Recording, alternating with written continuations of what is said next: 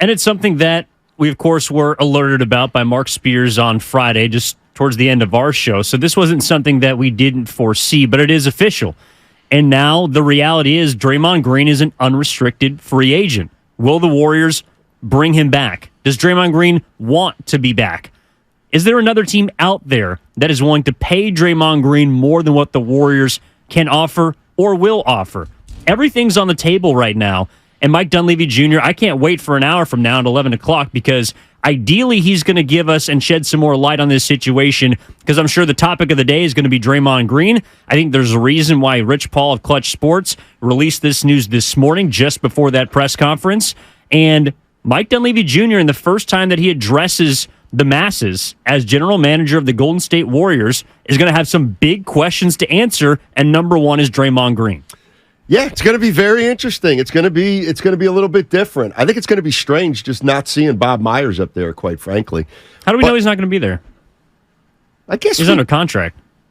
You cannot have Bob Myers there. God love him. But no, it's going to be a little interesting seeing a press conference without Bob Myers there.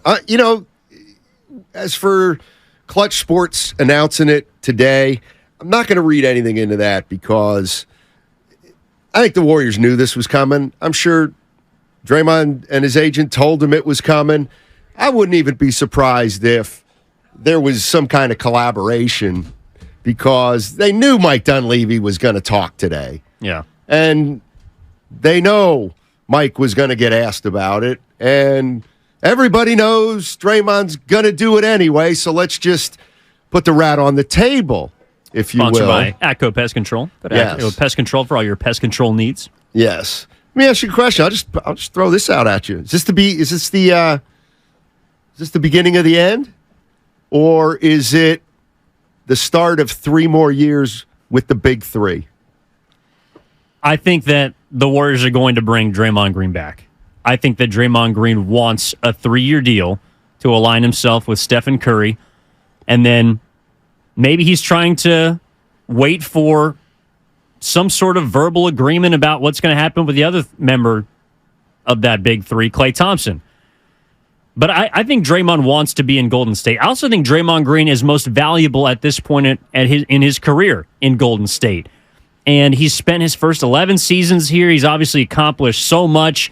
Last season left a sour taste in a lot of people's mouths, and I think even his own. I mean, he admitted that he opined that they'd still be playing basketball in the finals or Western Conference Finals if he hadn't hit Jordan Poole, who's, by the way, it's birthday. His birthday's today, Steiny. Happy birthday, Jordan. Jordan Poole. 24? Yes, sir. Wow.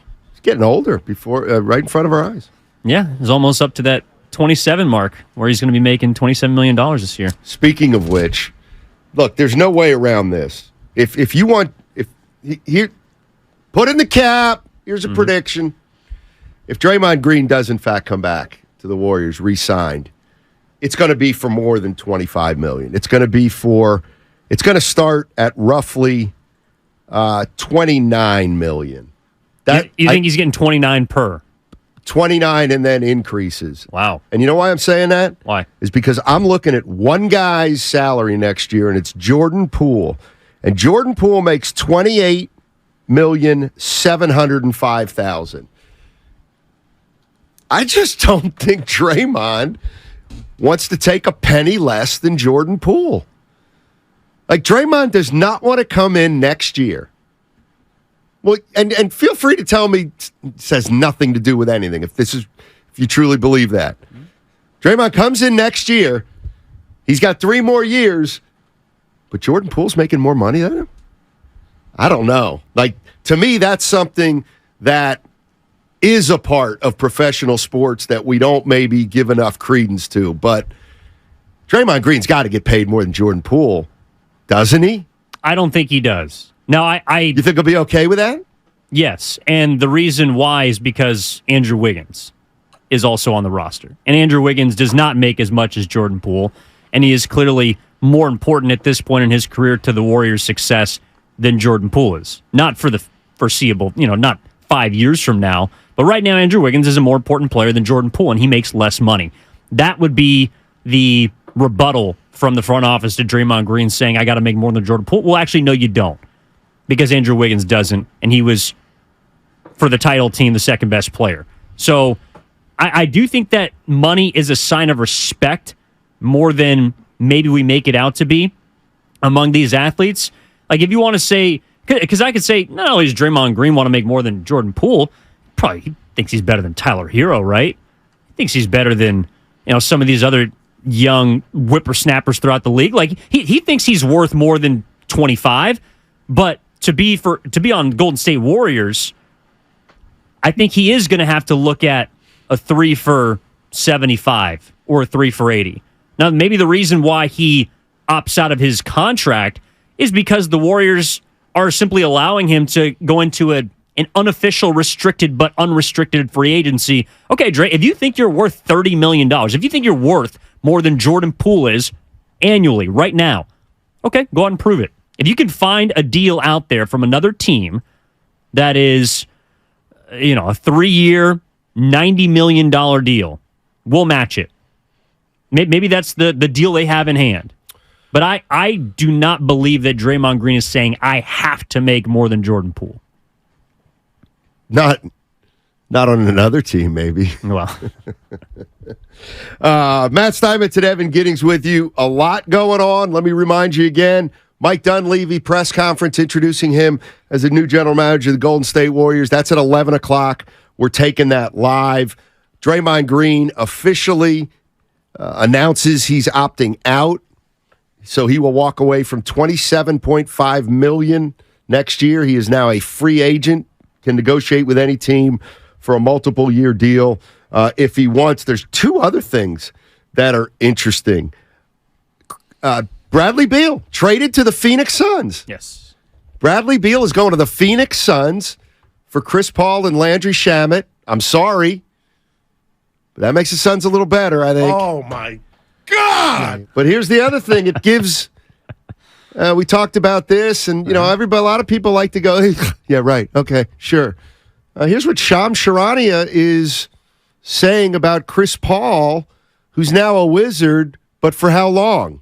For now, the Wizards are going to try to see if they can flip him to a third team. And I think a couple teams to keep an eye on, the Clippers, the Warriors, those were two teams that did discuss potential deals with the Suns prior to this trade going down. And there was also another construct, when I was told, where John Collins would have ended up in Phoenix. Chris Paul could have ended up on a third team like San Antonio or Houston. But the bottom line is I think this trade was a win for Chris Paul. $30 million guaranteed for next year. Rather get that money guaranteed than being waived outright, which would have only guaranteed him $15 million. So he walks away from this season, from next year's salary, with at least $30.8 million. And now Wizards are going to see it. Can we go get a second-round pick from somewhere? Could we get an asset? Could we maybe get a young player that we like? So I would expect that process to continue over the course of this week.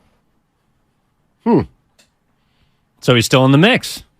Chris Paul. Well, I think the most important thing is that the Warriors front office, whether they acquire Chris Paul or not, I think the biggest picture here, the big picture, Evan, is the Warriors front office believes it makes sense to go after Chris Paul. They think it would be a good move under the circumstances. They're trying to pursue acquiring Chris Paul. Which is another reason that I think that Draymond Green is likely to be back. That's a good point. Because why would you bring in Chris Paul if Draymond Green is on his way out the door, or try to bring him in?